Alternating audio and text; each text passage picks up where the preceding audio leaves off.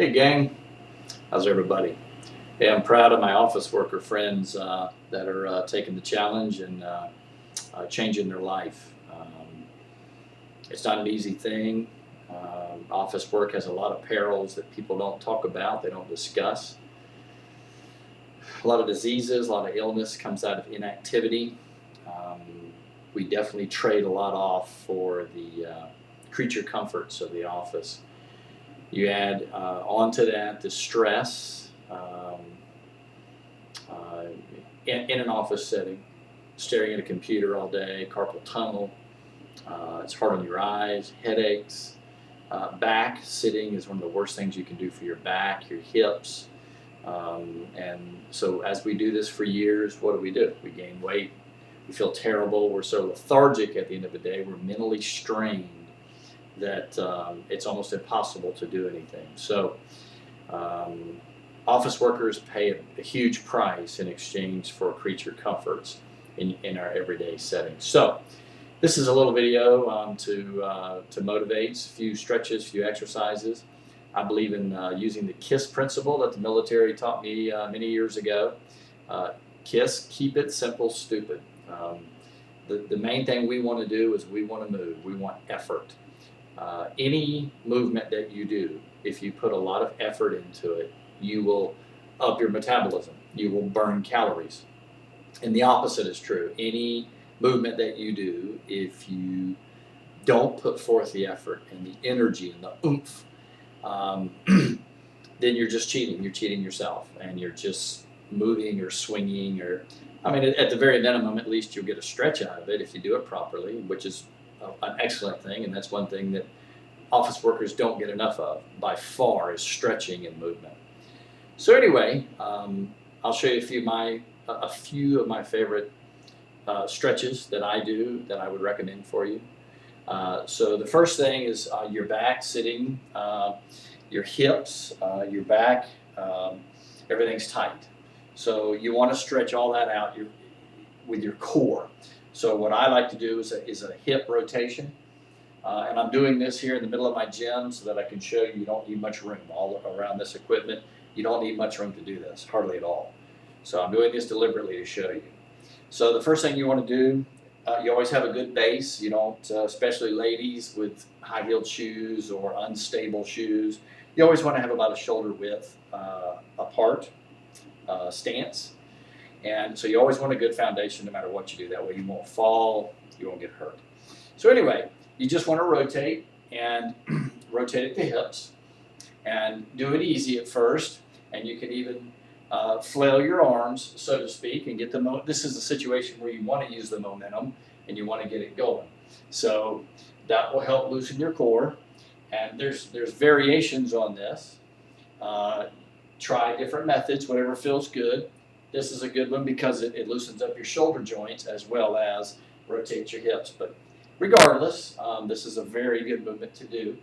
And then a variation on that as an actual exercise is to do this. And if you do this fast and with intensity, and you do that for 30 seconds. Now, I know that's not 30 seconds, but it's amazing the blood flow, and you work all of your muscles, you get the circulation going, and you're working your upper body, your shoulders, your arms, your traps, your back, everything, your hips. Another one is bend over, and obviously trying to touch your toes. That's difficult for a lot of people that don't do it. So I usually do about a shoulder width, and I just take my time, ease down. And a good thing to do is to go wide and reach out in 3 steps. 1, 2, 3. 1, 2, 3. And just do that progressively until that loosens you up. And then left and right. Touch your both hands to both feet. That really loosens up your hip flexors. And it's working your back, your lower back. To do this, it's moving, it's working your core. That's an excellent thing. We want to do that. We want to stick with core exercises. There's a million exercises we can do. We want to stick with core. So I'll start just for a while until you get going. 5 minutes every hour. You want to do this for 5 minutes every hour, and you want to do it intensely. That's going to raise your metabolism and keep it up all day. You're going to burn calories. You're going to get results. So that's what we want to do, effort. So one thing to do is a shoulder raise. And this works your lats, your shoulders, your arms. And so you just use your own force, your own body. So you push down with one arm and you lift with the other one at the shoulder. And you can start out on shorter movements, lighter movements, or I should say shorter distances. And then as you get better, you get a more range of motion. And the better, longer range of motion, the better. So you do that fast and intense for say 30 seconds, each arm, and it's burning. Then you swap arms. That's working a lot of muscles. Your chest, you just have to see, but it works a lot. It works your breathing, always breathe. Nice and easy. Another one for your arms, and especially ladies, that flab, that tricep, you wave and your arm keeps waving. This works both bicep and your tricep. So what you want to do, hands together, and you want to concentrate on the pulling arm. So you always concentrate on the one that's curling.